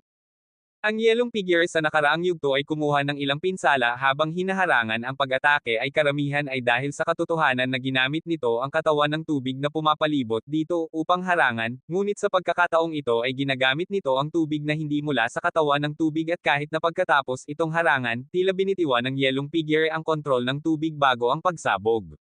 Sa pamamagitan ng pag-abandona sa kontrol, mayroong minimum na pinsala na nagawa. Parang isinumpa ni Sam ang kanyang sarili. Paano siya makakalagpas, kung hindi gumana ang mga energy cell? Tiwala siya na kung binomba niya ng may malaking halaga ng isang malaking energy cell, mamamatay ang yelong figure, ngunit napakaliit ng lugar at tatangayin siya kasama ng kristal. Hindi ito eksaktong kapaki-pakinabang. Karamihan sa tubig sa loob ng saklaw ay gumagalaw at ang labis na gilid lamang ang may medyo mas kaunting paggalaw na halos hindi napapansinin. Sinimulan ni Sam na isipin ang mga paraan upang tingnan kung magagamit niya ang alinman sa mga pangyayari sa kanyang kalamangan ngunit ang bagay na kailangan niyang patuloy na iwasan at mayroong kaunti hanggang sa walang oras upang mag-isip. Pagkatapos ng ilang oras, gusto niyang tingnan kung mayroon siyang anumang ibang paraan upang harapin ito. Kumuha siya ng methane grenade at itinapon ito. Hindi man lang niya ito itinapon, ibinabalang niya ito habang umiiwas siya. Sa pagkakataong ito, hindi hinaranggan ng tubig ito ng direkta, marahil ay narehistro lamang nito ang mga energy cell bilang isang panganib na dapat hadlangan ng ganito, at saka walang nagmumula na espiritual na alon ng enerhiya mula sa granada. Habang bumabagsak ang granada, bahagya itong lumubog. Naisip ni Sam, mayroong maliit na posibilidad ng paggana nito. Pagkatapos ng lahat, ito ay isang bomba at kahit na ito ay airtight at hindi papayagan na pumasok ang tubig, hindi niya inakala na makakalikha ang methane ng isang pagsabog sa loob ng tubig. Ngunit talagang ikinagulat siya ng resulta. Dahil, sa sandaling sumabog ang granada, ang pagsabog ay hindi ganap na pinamaliit ng tubig. Hindi lamang iyon, sa ilang kakaibang kadahilanan, hindi nakatakas ang gas mula sa tubig at nanatili sa ilalim ng itaas na patong. Pagkatapos lamang noon napansin niya na ang berdeng kulay ng tubig ay dahil sa ilang kakaibang halo na hindi nagpapahintulot sa mga gas na maglakbay mula sa loob. Maaaring ito ay dahil sa katotohanan na gusto nitong patayin ang mga taong nahulog sa tubig na walang supply ng oxygen dito. Ngunit maaari rin itong gamitin para sa kanyang benepisyo. Sa susunod na sandali, binawasan ni Sam ang kanyang altitude sa isang mapanganib na mababang antas at halos lumitaw siyang nagsusurf sa patong ng tubig. Binuksan ang dalawang nozzle sa ilalim ng Harbinger at pinapagana palabas ang methane at nagsimulang lumitaw ang asul na apoy sa ilalim ng ibabaw. Napansin ni Sam na nawawala ng kontrol sa tubig ang yelong figure dahil sa init at kasabay nito, hindi nakakatakas ang methane sa itaas na patong kahit gaano karami ang pinapagana niya at gaano karami ang nasusunog. Ito ay isang bagay na hindi niya inaasahan. Hindi niya alam kung ano ang ginamit ng kabilang partido upang gawing kaiya-hiya at mabaho ang tubig na ito, ngunit talagang nakabalik ito ng masama sa kanila. Gumalaw si Sam sa kanyang pinakamataas na bilis na nag-iiwan ng after images at nagpatuloy ito ng higit sa kalahating oras. Pagkatapos lamang noon tuluyang nawalan ng kontrol sa tubig ang yelong figure at nag-iisa na lamang at maging ang yelo ay hindi mapurol. Sa wakas ay ginamit ni Sam ang mga energy cell upang tapusin ito. Sa labanang ito, may napansin si Sam, ang tubig sa hanay ng alimpuyo ay hindi ganap na konektado sa natitirang dagat. Mayroong isang uri ng dibisyon sa loob ng mga ito. Ang yelong figure ng alimpuyo ay maaari lamang kontrolin ang tubig sa loob ng dibisyong ito. Kahit na pinasingaw niya ang tubig sa loob at napuno ang void ng nakapalibot na tubig, hindi na ito makontrol pa ng yelong figure. Nagpahinga si Sam ng ilang sandali upang pumunta sa susunod na lugar. Sa pagkakataong ito ay mayroong dalawang yelong figure. Ginawa ang pagtaas sa kahirapan sa pamamagitan ng pagtaas ng mga numero at ang pagtatanggol laban sa mga granada ay handa na. Kinakalap ng mga yelong figure ang data mula sa mga nauna at sinusubukan ang kanilang makakaya upang kontrahin ang lahat ng posibleng banta. Ito ay isang tunay na sakit sa asno. Ngunit nakipaglaban si Sam ng todo at nagawang malumpasan ang susunod na ilang alimpuyo at sa pagtatapos ng araw, isa na lang ang alimpuyo na natitira. Ang alimpuyo ay ang huli sa yugtong ito. Hindi siya nagpatuloy kaagad. Ito ang ikatlong araw ng kanilang paglalakbay at mayroong 4 na araw para lumitaw ang isla. Hindi alam ni Sam kung mayroong anumang iba pang mga pagsubok at kung sapat o hindi ang oras. Kinabukasan, lumipat si Sam sa susunod at huling alimpuyo sa yugtong ito. Ngunit sa sandaling pumasok siya sa alimpuyo, huminto si Sam sa kanyang mga bakas, dahil nabulag ang kanyang mga mata. Tama, hindi na siya nakakakita. Sa pamamagitan nito, nawala ang lahat ng kanyang pandama, naaapektuhan ang kanyang ilong ng masangsang na amoy, naputol ang kanyang mga tainga at wala siyang gaanong magagawa sa pang-amoy. Ang natitira lamang sa kanya ay ang kanyang ika-6 na pandama na maaaring magbabala sa kanya sa ilang mga panganib. Ngunit hindi ito ganap na maaasahan dahil masyadong malakas ang kalaban. Maswerte siya na nagawa niyang iwasan ang mga kalaban, kasama ang kanyang Harbinger at ginamit niya ang lahat ng kanyang kapangyarihan upang gawin ito. Kung hindi siya makakakita, hindi magiging maganda ang sitwasyon. Nag-isip ng husto si Sam at naramdaman na isa lamang ang pagpipilian niya, iyon ay ginagamit ang hologram projection upang makita ngunit mababawasan din nito ang kanyang oras upang harapin ito, kailangan niyang harapin ang buong bagay sa lalong madaling panahon dahil hindi siya magtatagal sa estado habang sabay-sabay siyang lumaban. Kabanata 436. Ipinikit ni Sam ang kanyang mga mata at nag-concentrate sa hologram. Nakakita siya ng isang yelong figure na may aura na mas malakas kaysa sa anumang ibang yelong figure na hinarap niya. Wala siyang plano na magpatuloy. Naputol ang lahat ng kanyang pandama at kung haharapin niya ito sa isang labanan ng attrition, hindi siya sigurado kung magagawa niyang harapin ang yelong figure bago maubos ang kanyang mentalidad. Pagkatapos ng lahat, hindi madali para sa kanya na panatilihin ang hologram sa mahabang panahon. Hindi bababasa, hindi kapag nasa labas siya ng banal na dimensyon na ganito. Kailangan niyang maging isang late-stage nascent upang magamit ang hologram ng higit sa isang oras nang hindi kumukuha ng anumang mental damage at malayo pa siya sa antas na iyon. Kailangan siyang bumalik at mag-concentrate sa kanyang mental na pagsasanay kung gusto niyang gamitin iyon ng malawakan. Pagkatapos ng lahat, ang mga function ng mesa ay hindi limitado sa mga hologram lamang. Umiling siya sa mga iniisip na ito at nagsimulang isipin kung paano haharapin ang kasalukuyang sitwasyon. Mayroon siyang malalaking halaga ng methane at mayroon siyang malalaking halaga ng mga energy cell at spirit stone, ngunit magagawa ba niyang harapin ang mga ito nang hindi kumukuha ng anumang pinsala? Hindi nagkaroon ng oras si Sam upang ganap na mag-focus sa bagay na ito, nagsimula siyang iwasan ang mga pag-atake. Sa sandaling ito, mas naramdaman niya ang ginhawa kaysa dati na kahit na ang yelong figure ay may lakas, limitado ang kanilang mga galaw at pag-atake. Ngunit sa sandaling naisip niya iyon, napagtanto niya na masyado siyang nagdiriwang ng maaga. Ang yelong figure na pinalibutan ng katawan ng tubig ay biglang gumalaw. Iniwawan lamang ni Sam ang braso ng malaking katawan ng tubig, ngunit ginamit ng yelong figure ang katawan ng tubig upang gumalaw tulad ng isang flash at lumitaw mismo sa harap ni Sam at iwinagayway ang kanyang mga kamao. Bahagyang iniwasan ni Sam at tinamaan pa rin ng kamao ang gilid ng Harbinger na nagpaikot-ikot sa kanya sa ere. Kung hindi dahil sa kanyang ganap na kontrol sa board, lubos na nagduda si Sam na nabuhay pa sana siya sa suntok na iyon. Hindi niya maiwasang sumimangot dito.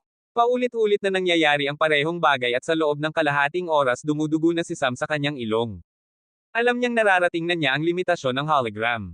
Kailangang tapusin ni Sam ito sa lalong madaling panahon.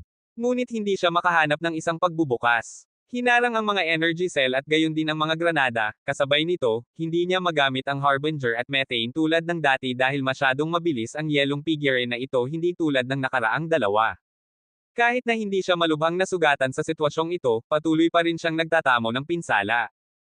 Hindi makapag-isip si Sam ng anumang ibang paraan upang harapin ang sitwasyong ito.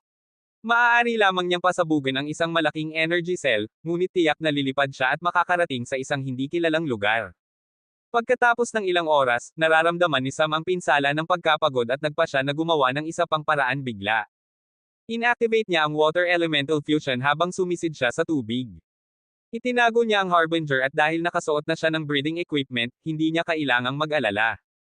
Pagkatapos sumisid, hinayaan niyang dalhin siya ng alimpuyo, sa katunayan, lumangoy siya sa parehong direksyon upang madagdagan ang kanyang bilis ng pagpasok sa alimpuyo. Tumaas ang presyon ng tubig at nararamdaman niya ang yelong figure na minamanipula ang tubig sa paligid niya upang masaktan ang kanyang katawan. Ngunit hindi malubha ang pag-atake. Halos para bang pinipigilan lamang siya ng yelong figure mula sa pagtakas sa alimpuyo at magiging maayos hanggat mananatili siya sa alimpuyo. Ngunit iba ang katotohanan. Ang pangunahing dahilan kung bakit hindi malubha ang pag-atake ay ang ginamit ni Sam ang elemental fusion ng tubig. Kahit na ito ay bahagyang lamang at mga 60% lamang, mayroon pa rin itong paglaban sa pag-atake. Hindi nag-alala si Sam tungkol sa kung ano ang mangyayari sa kanya o kung gaano katagal niya matitiis ngunit sa hitsura nito, matitiis niya ito sa loob ng ilang panahon. Ganap niyang pinutol ang kanyang signal sa hologram at tumayo siya sa mata ng alimpuyo. Sinimulan niyang gamitin ang elemento ng tubig sa sukdulan nito at kontrolado ang kanyang katawan upang tumayo at maiwasan ang pag-ikot. Naglabas siya ng isang silindro ng pinakamataas na antas ng methane na mayroon siya sa kanyang mga kamay at dahan-daang pinalabas ang mga nilalaman, ngunit hindi niya hinayaan na kumalat ang gas sa kabuuan, sa halip ay lumikha siya ng isang bubble ng hangin sa paligid ng methane gas at nagsimulang punuin ito.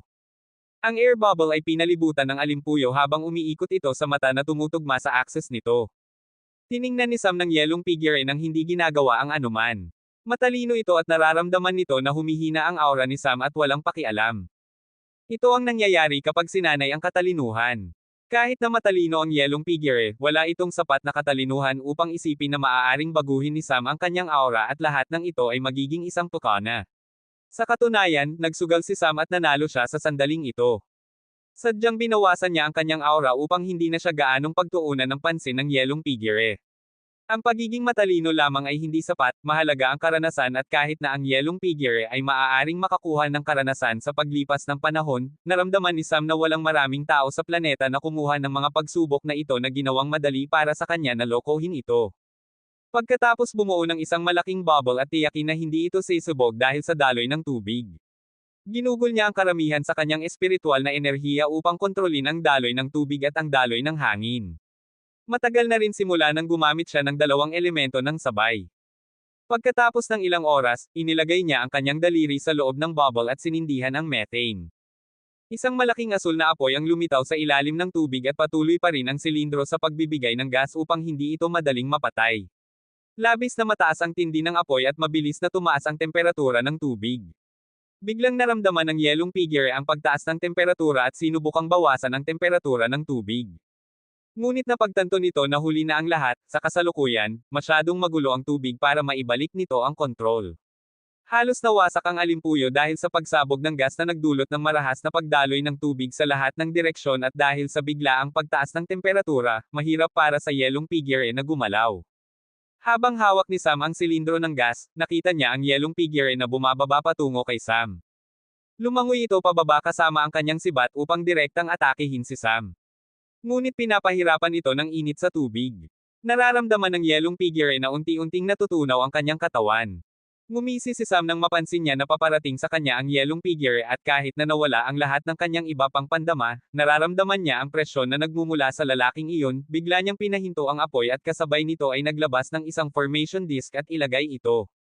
Ito ay isang high-level na porma sayo na maaaring hadlangan ang ilang suntok mula sa isang pre-transcendent cultivator.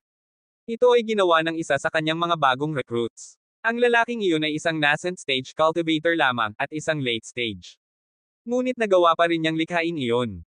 Isa siya sa mga piling tao sa ilalim ng kanyang pakpak. Dahil sa biglaang pagkawala ng apoy at daloy ng gas, mayroong isang maliit na air gap na lumitaw sa lugar at agad na ginawa ni Sam ang porma sayo na hamarang sa pagpasok ng tubig.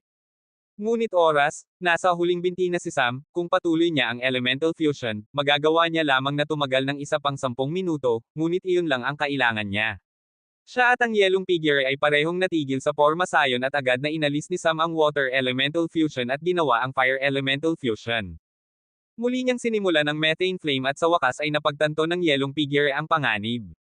Madaling tutunawin ng antas ng apoy na ito ang yelong figure na ito at nangyari lamang iyon. Pagkatapos ng 5 minuto, hindi na ginawa ang porma sayon at lumangoy pataas si Sam. Inilabas niya ang Harbinger at umalis sa lugar habang sumusulong siya. Ayaw niyang mapunta sa lugar na ito para sa isa pang segundo. Tawid niya ang fog at pumasok sa isang ligtas na lugar na katulad ng pinasok niya pagkatapos ng unang pagsubok. Lumapag siya sa isang bato at nagsimulang kumain upang mabawi niya ang ilang enerhiya. Labis siyang napapagod. Wala siyang pakialam sa anumang iba pa habang kumakain siya hanggang sa mabusog siya at humiga sa bato habang sinusubukan niyang matulog. Ayaw niyang mag-isip ng maraming tungkol sa anumang iba pa habang nagpapahinga siya. Pagkatapos ng mahabang panahon, nagising siya, ngunit gabi na. Nagdedesisyon siya kung kailangan niyang gumalaw o hindi. Ngunit pagkatapos ng ilang oras, nagpasya siyang manatili dito sa gabi. Magkakaroon siya ng isang bagong simula bukas. Natiis na niya ang sapat para sa araw. Kabanata 437. Natulog ng mahimbing si Sam tulad ng hindi niya naranasan sa loob ng ilang panahon. At napansin din niya na tumaas ang kanyang saklaw ng perception. Dahil sa patuloy na mental stress na kanyang naranasan at patuloy na paggasta, tumaas ng labis ang kanyang espiritual na pakiramdam at ang mental strength. Muling sinimulan ni Sam ang kanyang paglalakbay sa Harbinger. Umaasa siyang wala ng ibang mga pagsubok doon, ngunit alam niyang imposible iyon. Kung katapusan na, walang magiging pahingahang lugar, ihahatid siya sa isla ng direkta. Hindi isang pahingahang lugar. Ang tanging mas magandang opsyon niya ay ang susunod na pagsubok ang magiging huling pagsubok. Sa loob ng ilang minuto, dumating si Sam sa ikatlong lokasyon at gumalaw siya ng labis na dahan-dahan. Bigla na lang, naramdaman niyang medyo energized siya kahit na bago niya makita ang anuman. Nagalit ang bloodline ng Hydra sa kanyang katawan. Nang tawirin niya ang fog, ang nakita lamang niya ay berde at purpling mga singaw. Ang tubig ay nasa isang ganap na magkaibang kulay. Ang mga singaw ay inilalabas mula sa tubig. Iba ang tindi ng mga singaw. Naging mas siksik ang mga ito habang tumitingin siya ng mas malalim, hindi niya makita ang anumang bagay maliban sa mga singaw. Iyon ang pinakasiksik na lugar. Ang mga lason na singaw. Alam ni Sam na ang mga pagsubok na ito ay idinisenyo para sa mga tao ng planetang ito. Ngunit hindi niya inaasahan na magiging sa ganito karami.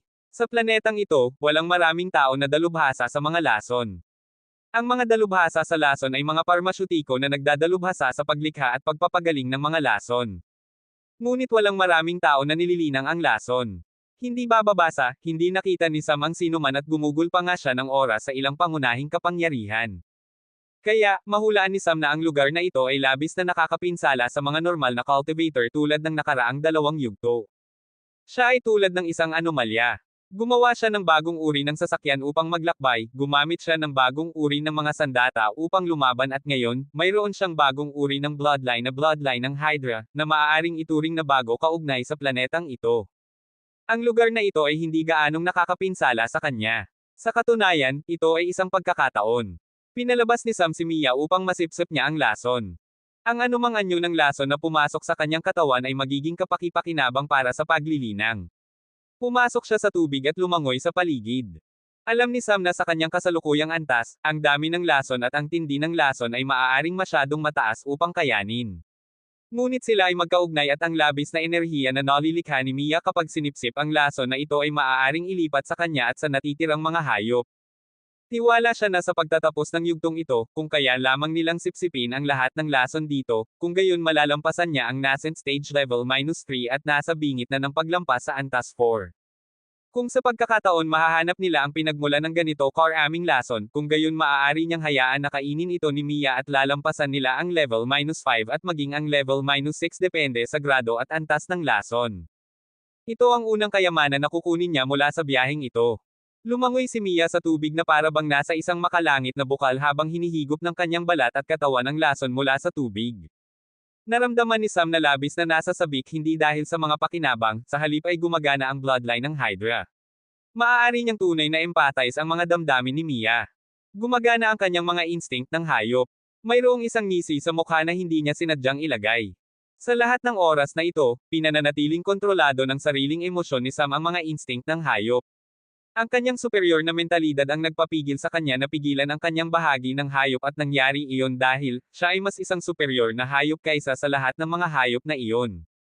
Hindi genetically, ngunit emosyonal. Ang kanyang kumpiyansa at ang kanyang sariling pakiramdam ng pagiging superior na itinayo niya sa kanyang karanasan.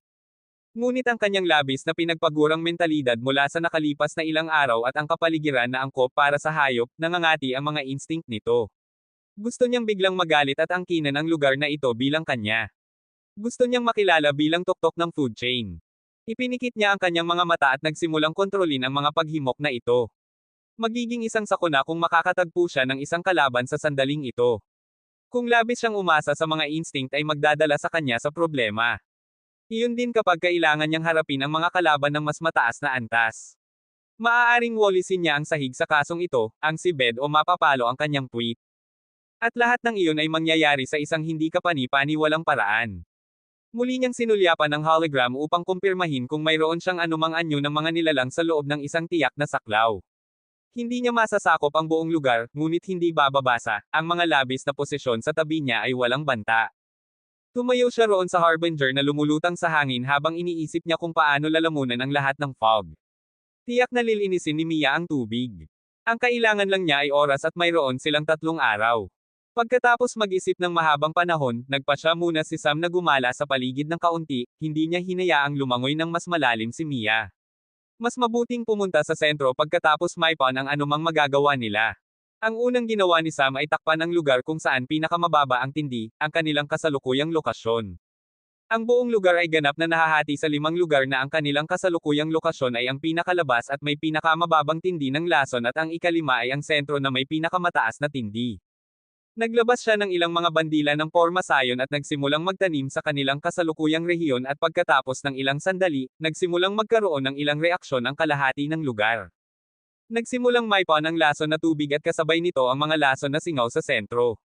Nanatili si Mia sa sentro ng porma sayon at nagsimulang sipsipin ang lason na naipon sa sentro habang lumulutang si Sam sa itaas niya at nagsimulang sipsipin ang lason sa hangin. Patuloy na naipon ang lason.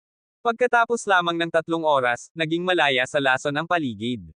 Sa sandaling nangyari iyon, pinalabas niya ang mga hayop. Dinala ni Yanwo ang anino ng daga, habang dala ni Sky si Raijo sa kanyang likod. Nasa labas sila dito upang may bahagi nila ang natunaw na enerhiya. Bagamat hindi ganap na matuno ni Sam ang buong enerhiya, sa pamamagitan ng ugnayan sa pagitan niya at ni Mia, magagawa niya iyon. Ang lason na itinago dito para sa pagpatay ay ginagamit para pakainin siya. Naramdaman niyang maswerte pagkatapos ng lahat, hindi araw-araw na nagtatamasa siya ng isang lason na may ganoong mataas na grado na magagamit niya upang dagdagan ang kanyang paglilinang. Dahil, ang lahat ng bagay sa mundong ito ay espiritual na enerhiya, magagamit ito ni Sam upang maglinang. Dahan-daang nagsimulang ibahagi ng mga hayop ang enerhiya sa pamamagitan ng ugnayan habang nagsimulang isynthesize ni Mia at Sam ang lason at patuloy na nagpapadala ng enerhiya. Nanatili sila ng 3 oras pa na ganito. Pagkatapos sumipsip, pinaakyat niya muli ang mga hayop sa loob at pumunta sa natitirang kalahati ng unang rehiyon at tumagal ng isa pang 5 oras. Halos gabi na, ngunit hindi siya tumigil sa pagkakataong ito tulad ng mga nakaraang pagkakataon. Walang banta para sa kanya. Sinimulan niyang ailatag ang porma sayon sa ikalawang rehiyon. Mas maliit ang rehiyong ito kaysa sa una at hindi tatagal ng kasing tagal ng nauna. Lumipas ang oras. Sa pagtatapos ng 2 araw, sinisipsip ni Sam ang lason mula sa ika-4. Tapos na niya ang ikatlo.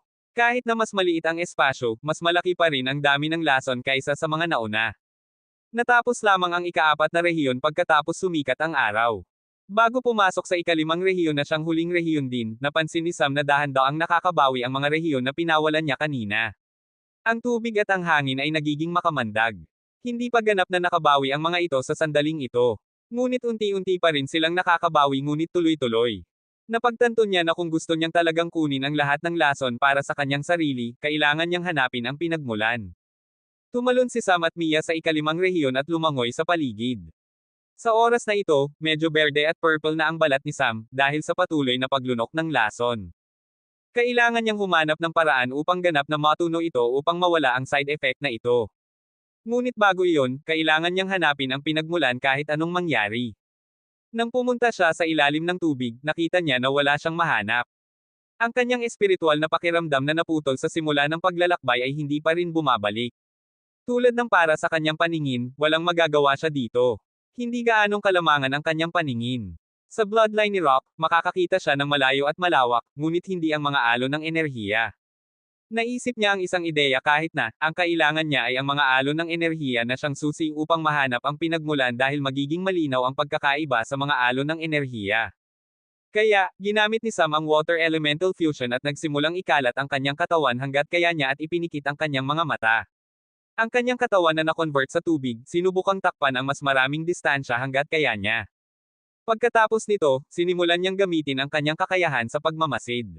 Ang kakayahan sa pagmamasid ng kanyang espiritual na core ay iba sa espiritual na pakiramdam. Siyempre, binibigyan siya ng espiritual na pakiramdam ng mas malawak na hanay, ngunit ang mga bagay na may direktang physical na contact ay maaaring maunawaan ng direkta sa pamamagitan lamang ng espiritual na enerhiya. At sinimulan niyang unawain ang hanay na kanyang tinakpan upang hanapin ang pinagmulan. Kabanata 438. Sinimulan ni Sam na obserbahan ang paligid at pagkatapos malaman ang lugar kung saan mas mataas ang mga alon ng enerhiya kaysa sa normal, lumipat si Sam sa direksyong iyon. Dahan-daang sinundan siya ni Mia. Nagpatuloy ang prosesong ito sa loob ng kalahating oras. Ngunit nang marating nila ang lugar na may pinakamaraming konsentrasyon ng enerhiya, walang nakita silang anuman. Dahil dito, sumimangot si Sam, at iniunat niya ang kanyang kamay habang hinihipo niya ang sahig. Kahit na wala ang kanyang espiritual na pakiramdam at pagmamasid, mararamdaman ni Sam ang enerhiya dito. Masyadong makapal ito para hindi mapansin. Nang ilagay niya ang kamay sa sahig at nagsimulang mag-obserba, natuklasan ni Sam na mayroong ilang uri ng pagmamanipula ng enerhiya dito. Kaya, sinimulan niyang suriin ang lugar at sa wakas ay natagpuan niya ang mga bakas ng porma sayon. Mayroong isang bagay na nagtatago sa loob ng seabed at ginawa ang isang porma sayon upang itago ito. Hindi alam ni Sam kung mapanganib bang buksan. Tiningnan pa nga niya ang hologram sa banal na dimensyon ngunit nakatago pa rin ito. Ang porma sayon bagaman, hindi mas mataas ang grado at maaaring masira ng isang normal na nascent stage cultivator, tila mayroong mali sa uri ng porma sayon. Kahit na hindi makita ng banal na dimensyon ang nakaraan nito, kung gayon hindi ito magiging dating porma sayon mula sa planetang ito. Ang porma sayon ay halos hindi nagkakamali. Pinalakas ni Sam ang kanyang determinasyon at nagsimulang harapin ang porma sayon. Malinaw na mas mataas ang grado ng porma sayon at kung ginamit ang brute force mula sa isang transcendent stage cultivator, madali itong masisira, ngunit walang makakagarantiya na ang bagay sa loob ay makakaligtas. Parehong bagay ang mangyayari sa mga energy cell. Kailangang harapin ito ni Sam ng dahan-dahan. Pagkatapos ng kalahating oras, nagawa ni Sam na hanapin ang mga nodes ng porma sayon at sinimulan ang kanyang operasyon. Ang pangunahing layunin ni Sam ay gamitin ang disintegration sa seabed. Ayaw niyang sirain ang porma sayon ng direkta, ang gusto lang niyang gawin ay pilitin ang mga node na lumabas sa kanilang orihinal na posisyon upang hindi mapanatili ang porma sayon. Ngunit kailangan niyang piliin ang mga tamang node dahil kung lilipat ang mga maling node, hindi titigil ang enerhiya, sa halip ay magbabanggaan ito at magkakaroon ng isang pagsabog ng enerhiya na hindi niya makakayang harapin ng harapan. Magreresulta rin ito sa pagkasira ng bagay sa loob ng porma sayon. Sinimulan ni Sam na isuot ang seabed. Ginawa lamang niya itong maliliit na butil at ginawa ng tubig dagat ang natitirang trabaho. Ang mga node ay sinaksak ng malalim sa loob at halos ginugol ni Sam ang kalahating oras upang harapin ang isang node. Pagkatapos ilihis ang isang node, sa wakas ay napansin niya ang porma sayon ng malinaw, nangyari na ang porma sayon na isang komplikadong porma sayon na may layered na istruktura. Nilikha ito sa pamamagitan ng paggamit ng maraming porma sayon bilang mga layer at hinubog bilang isang solong porma sayon. Nagpatuloy siya sa kanyang proseso upang harapin ito. Ngunit sa bawat node na tinatanggal, nakakatanggap siya ng backlash. Ngunit sa puntong ito, wala siyang pakialam. Wala siyang anumang gagawin at maaaring magpahinga sa loob ng ilang panahon bago ang susunod na yugto. Ngunit napansin din niya na bagamat komplikado ang porma sayon, hindi ito mataas na antas at sapat na mapanganib upang magdulot ng kanyang kamatayan. Dahil maaaring naisip ng taong nagtanim ng puso na walang sino man ang mag-iisip tungkol sa pagkuha ng pinagmulan. Pagkatapos ng 3 oras, tapos na sa wakas ang porma sayon at nakita ni Sam kung ano ang nasa harap niya at dahil dito nakalimutan niya ang oras at pagsisikap na inilagay niya at hinugasan ang pagkabigo. Ito ay isang bagay na hindi niya inaasahan. Maging si Mia sa gilid ay nasasabik. Sa katunayan, labis na nasasabik na hindi kapanipaniwala nang makita niya ang bagay. Ito ay isang puso, buhay, at tumitibok na puso. Mula lamang sa istruktura, mahulaan ni Sam na iyon ang puso ng isang hayop na uri ng ahas. Ang puso ay kasinlaki ng isang bola ng yoga sa isang gym. Walang sino man o isang bangkay sa paligid ng puso at walang mga ugat na nakakonekta sa labas nito, iyon lamang ang puso ng mag-isa, ngunit patuloy pa rin itong tumitibok. At inilalabas nito ang mga lason mula dito. Mahulaan ni Sam kung anong uri ng hayop ito, ngunit mayroong masyadong maraming may pag-aari na ito ng isang pusong lason. Hindi niya agad matukoy. Gusto niyang tingnan ang panloob na istruktura upang makita, ngunit sa sandaling iunat niya ang kamay, naramdaman niya ang kanyang espiritual na kamalayan na inaatake. Napansin lamang niya pagkatapos niyang makuha ang pag-atake, dahil sa kawalan ng espiritual na pakiramdam. Sumimangot si Sam ngunit inilagay pa rin niya ang kanyang kamay sa puso. Nawala ang kanyang kamalayan at pumasok ang kanyang kalooban sa ibang mundo. Sumimangot si Sam dito. Masyado siyang pamilyar sa lugar na ito. Nakapunta na siya rito ng 2 beses dati. Ito ang espiritual na battlefield at maaari lamang siyang pumasok dito kapag kailangan niyang labanan ang espiritu ng sandata. Nang tumingin siya sa paligid, isang malaking itim na ahas ang lumitaw sa harap niya. Agad itong nakilala ni Sam at nakakuha siya ng mga sagot sa maraming tanong sa isang iglap. Ang hayop na ito ay isang hayop na uri ng ahas, na ang lason ay kapantay ng Hydra, iyon lamang na ang mga epekto ay hindi ganoon kabilis. Ang shesh. Bukod doon, mayroong isang bagay na kawili-wili tungkol sa hayop na ito. Iyon ay ang life force ng ahas na ito. Mayroon itong life force na hindi makikita ng normal sa isang makamandag na hayop at maaari nitong tunay na gamitin ang life force na iyon sa kalooban nito. Hindi lamang ito maaaring pumatay, ngunit maaari rin itong iligtas ang isang tao sa kalooban nito. Kahit na mas kawili-wiling bagay, ang puso ng hayop ay maaaring pinuhin sa isang espiritual na sandata. Ang puso ng hayop na ito ay talagang napaka-espesyal dahil ito ay kasing lason ng lason na sako. Dahil dito, ang dugo, laman, balat, at maging ang mga kaliskis ng hayop na ito ay labis na nakakalason at hindi man lang angkop para sa direktang pagkonsumo. Ngunit ito ay isang kayamanan sa poison cultivator. Ang isang healer at poison cultivator ay maaaring gawing isang espiritual na sandata ang pusong ito sa pamamagitan ng kanilang pinagsamang pagsisikap.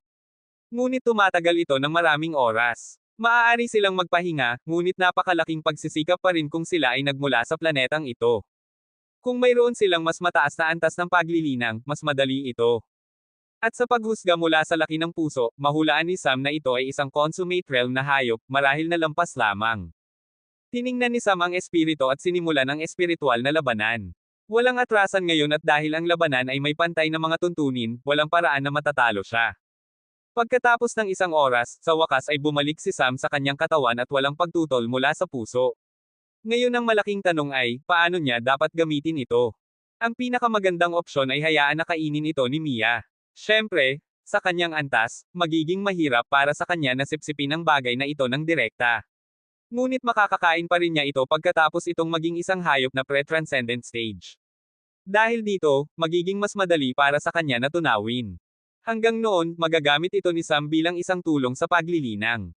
Sa ngayon, isa itong buhay na puso na walang sinuman, kaya ang lason na lihim nito ay ginagamit upang harapin ang mga intruder dito.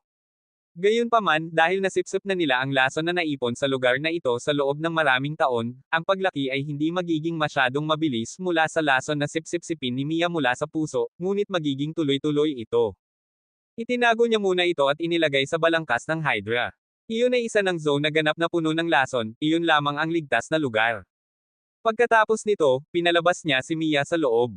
Kung ang pinagmulan ng lason ay ilang ibang bagay, sana ay hinayaan niya na kainin ni Mia ang lahat.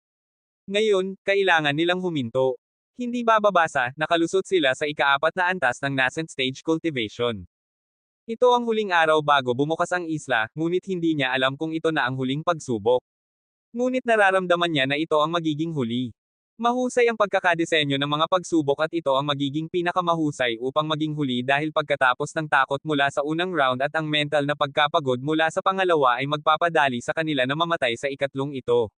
Hindi na kailangang torturin ang mga taong tumawid. Pumunta siya patungo sa fog sa harap at dahan-daang tinawid ito. Pagkatapos ng ilang minuto, sa wakas ay nakita niya ang isang malinaw na lugar na walang anumang fog at lumalabas na isang isla ito. Naramdaman ni Sam ang ginhawa, halos lumundag siya sa kagalakan. Habang gusto niyang pumasok sa isla at pumunta ng mas malalim, pinigilan siya ng ilang hadlang. Hindi ito nakikita ngunit pinigilan pa rin siya sa pagpasok. Ngunit hindi siya nabigo. Nagpa siya siyang magpahinga dito sa gabi. Kaya, naglabas siya ng isang kutsan at natulog dito. Medyo masaya lang siya na gusto niyang magpahinga ng kaunti. Sa lahat ng oras na ito, wala siyang pakialam sa kaginhawahan. Ngunit naramdaman niya na dapat niyang i-indulge ang kanyang sarili ng kaunti sa lahat ng nakakainis na mga pagsubok na pinagdaanan niya. Kinabukasan, nagising siya bago sumikat ang araw dahil napansin niya ang ilang mga pagbabago-bago ng enerhiya sa kanyang paligid at napansin din niya na bumalik na sa wakas ang kanyang espiritual na pakiramdam. Ngunit labis na limitado ang saklaw ng espiritual na pakiramdam. Maaari niyang takpan ng higit sa 500 metro ng normal. Ngunit kaya niya lamang madama ang susunod na 50 metro. Tiningnan ni Sam ang isla na nasa harap niya. Ang seashore kung saan siya naroon ay puno ng malalaking bato na hindi nagbibigay ng tanawin sa isang mas malaking distansya. Inilabas niya ang Harbinger at nagsimulang gumalaw. Kabanata 439. Lumutang si Sam habang tinatawid niya ang kalapit na mabatong lupain. Pagkatapos ng ilang minuto, hindi pa rin siya makahanap ng isang patag na lupa sa malapit na paligid. Narating pa nga niya ang pinakamataas na altitude na kaya niya sa hoverboard, ngunit hindi pa rin siya nakakita ng anuman sa loob ng susunod na ilang kilometro. Ngunit hindi siya sumuko. Naglakbay lamang siya ng dahan-dahan. Habang sumusulong siya, bigla niyang naramdaman na para bang dumaan siya sa ilang energy barrier, dahil naramdaman niya ang isang gulat ng enerhiya, at pagkatapos ay biglang tumunog ang isang boses sa kanyang ulo. Maligayang pagdating sa Meteorite Island. Nilikha ang islang ito ng ilang Diyos na nababato sa kanyang isipan at itinapon ito sa planetang ito. Para sa mga tumawid sa 3 yugto, maaari nilang tuklasin ang islang ito sa loob ng susunod na 3 buwan. Ang isla ay puno ng mga meteorite sands na nakatago sa iba't ibang lugar at ang bawat lugar ay natatakpan ng isang porma sayon. Inaayos ng porma sayon ang antas nito sa iyong sariling lakas at ang pangunahing kahirapan ay nakasalalay sa pagiging komplikado nito sa halip na antas ng enerhiya. Kung maaari mong basagin ang porma sayon, maaari mong kunin ang lahat ng meteorite sand sa loob ng pormasyong iyon. Mayroong daan-daang mga porma sayon tulad niyan. Sa katunayan, ang buong isla ay nakalock dito sa ilang porma sayon. Kung mahahanap mo ang mga ito, maaari mong dalhin ang buong isla sa iyo. Ngunit sa pagtatapos ng 3 buwan, kung hindi mo man lang mabasag ang isang porma sayon, papayagan kang ma-access ang 3 meteorite sands, ngunit isang limitadong halaga lamang para sa bawat tao. Walang mga banta mula sa isla, maliban sa iba pang mga tao na maaaring pumasok kasama mo. Kaya, mangyaring mag-ingat.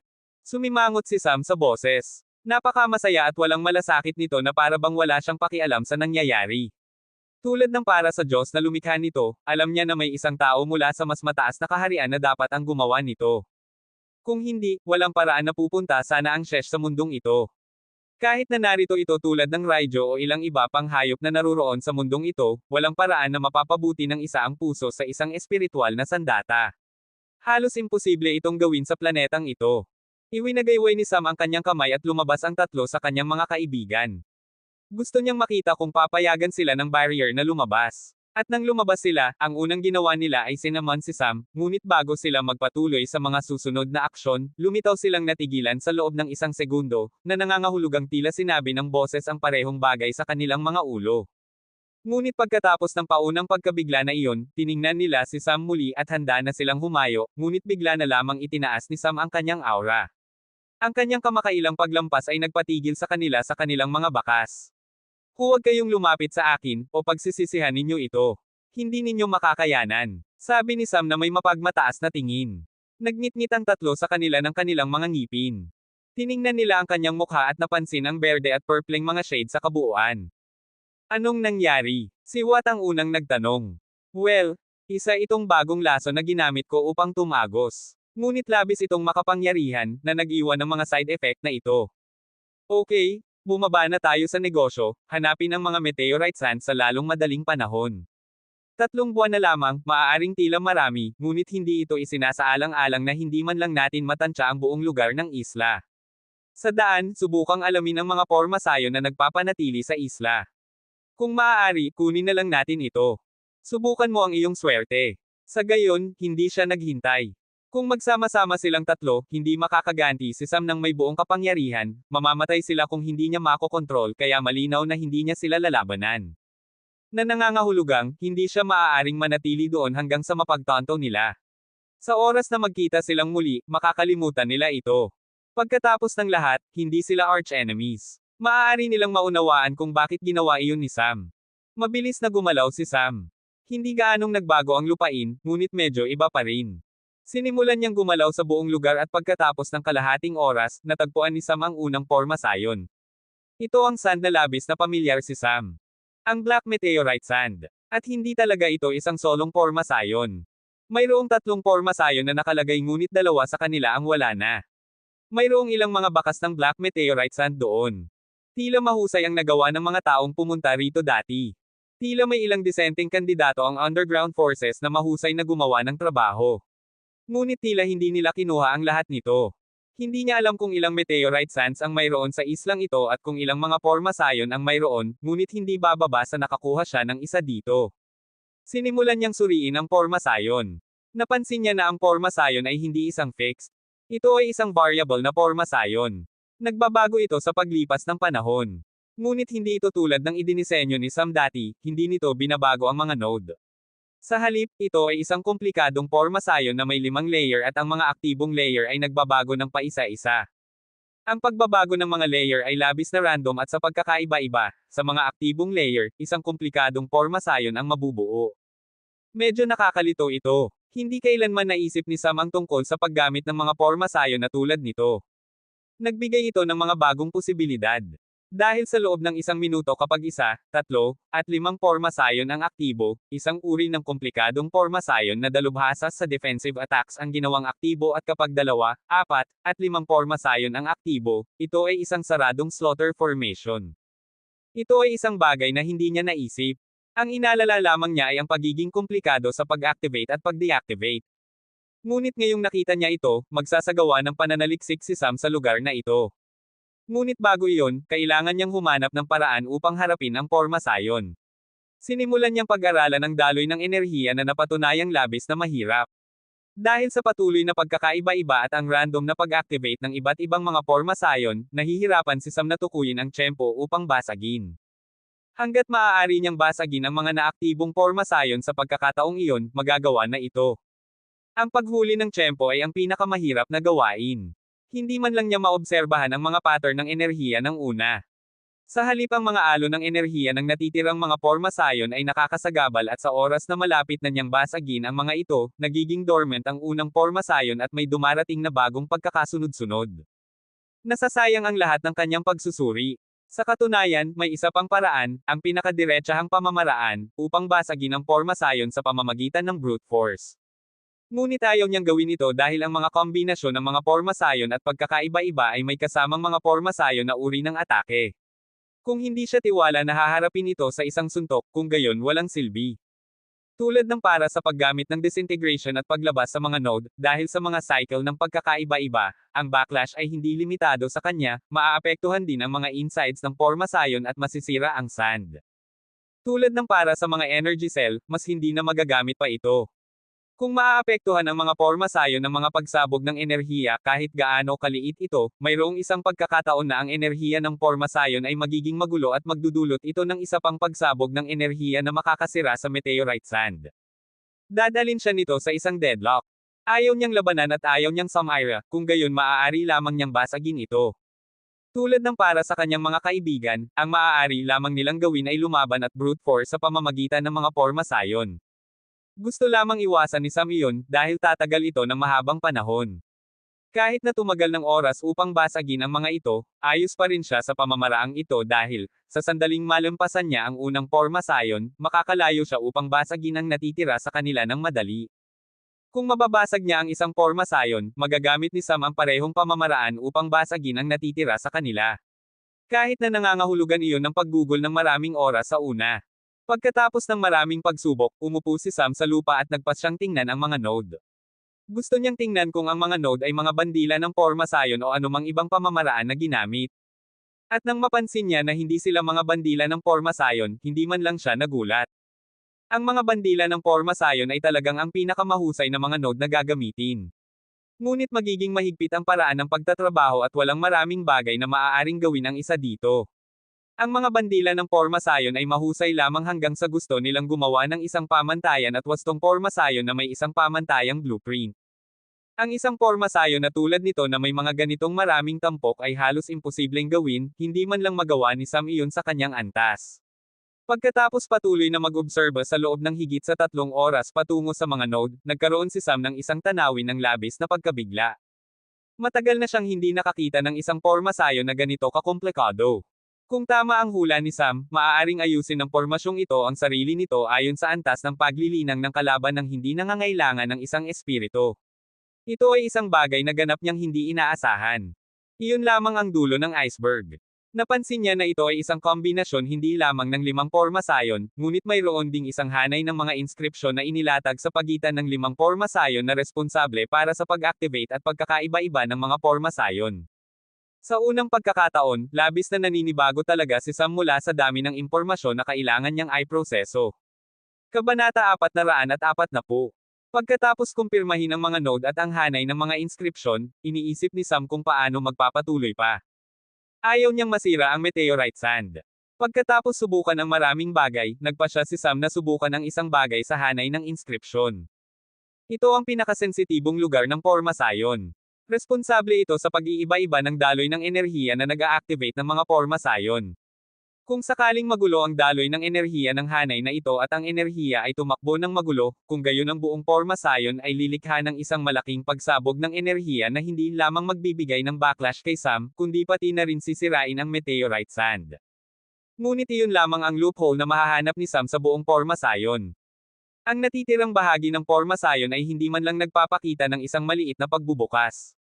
Sinimulan niyang gamitin ang kakayahan sa pagmamasid sa hanay ng inskripsyon upang makakuha siya ng isang hawak sa daloy ng enerhiya.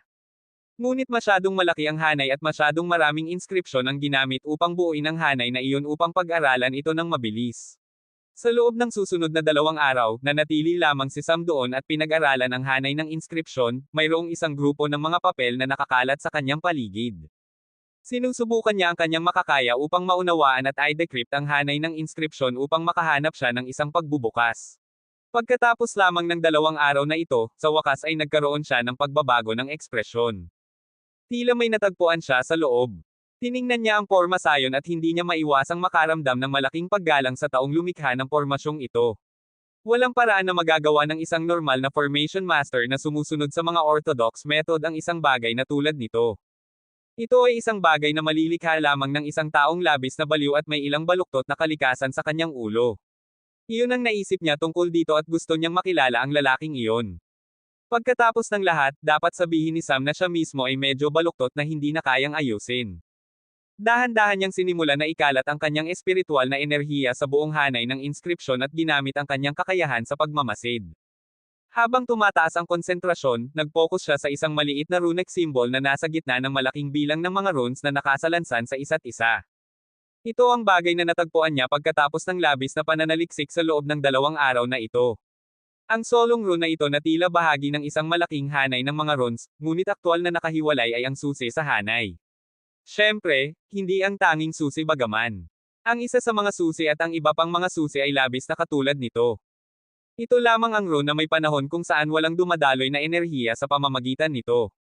Dahil, ito ang solong rune na ginamit bilang tulay sa pagitan ng dalawang magkaiba at mas maliit na hanay. Sa madaling salita, ito lamang ang rune na maaari niyang sirain ng hindi nakaharap sa anumang backlash at iyon din sa isang tiyak na panahon na isang labis na maikling agwat. Umupo si Sam doon sa isang nakapadyak na posisyon sa loob ng higit sa 1 oras at pagkatapos lamang noon, mayroon siyang maliit na pagbabago-bago, gumalaw ang kanyang kamay at ang rune na ganap na nabalot ng kanyang enerhiya ilang segundo lamang ang nakalipas, ay ganap na nawala. Sa sandaling ito, ang porma sayon ay gumagamit ng isang kombinasyon ng 1, 3 at 4, ngunit bigla na lamang huminto sa pagkinang ang ika-4. Lumipat siya sa isa pang direksyon at sinimulan ang parehong proseso. Pagkatapos ng 1 pang oras, nagawa niyang sirain ang 1 pang rune. Dahil sa bagong karanasang ito, naging mahirap para sa kanya na tapusin ang rune, tiwala siya na kung mahahawakan niya ito, tiyak na tatapusin niya ito ng mas mabilis.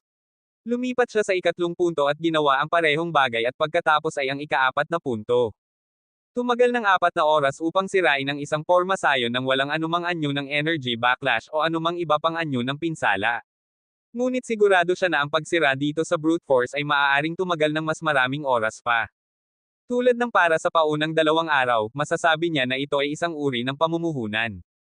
Kinolekta niya ang lahat ng itim na meteorite sand at inalis ang buong hukay. Pagkatapos gawin iyon, lumabas siya sa porma sayon at habang sasakay na siya sa Harbinger at umalis, nakita niya ang isang bagay na ikinagulat niya. Ganap na nagsasara pabalik ang porma sayon. Dahan daw ang nakakabawi ang porma sayon na sinubukan ni Sam ng husto na sirain. Nagulat siya dahil, hindi niya nakita ang anumang mga senyales ng paggaling ng kinokolekta niya ang meteorite sand. Ito ay isang bagay na hindi niya inaasahan. Ngunit hindi niya masyadong inisip at lumipat upang hanapin ang susunod na target. Pagkatapos ng 1 pang kalahating oras ng paglalakbay, sa wakas ay narating niya ang susunod na destinasyon at ang sand na ito rin ay itim na meteorite, hindi siya nakaramdam ng pagkadismaya. Hanggat ito ay meteorite sand ito ay mahusay.